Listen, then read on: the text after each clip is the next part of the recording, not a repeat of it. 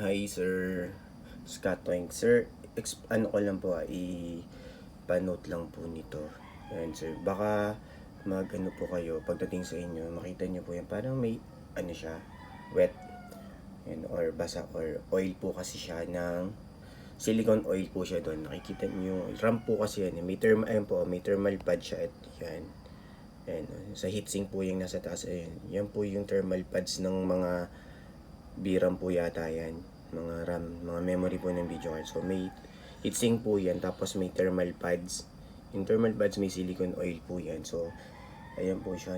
So lahat po yung ano namin sir, tawag dito, ng ganito, meron yan, ganyan. Kahit check nyo yun sa video namin sa page, sa YT. So dito sa YT, yan. So yan sir, inino lang po namin para, kasi kung di nyo kunin, okay lang po.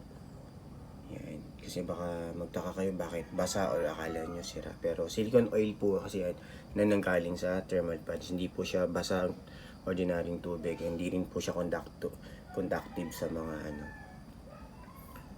Yan. Non-conductive po siya. Yan. Nasa silicone oil po yan nanggaling doon sa thermal pads. Yan. Yung nasa ilalim po ng heatsink nakadikit.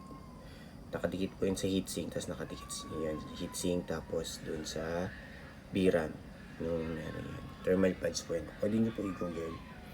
So, yun lang po sir. Yun ko lang po.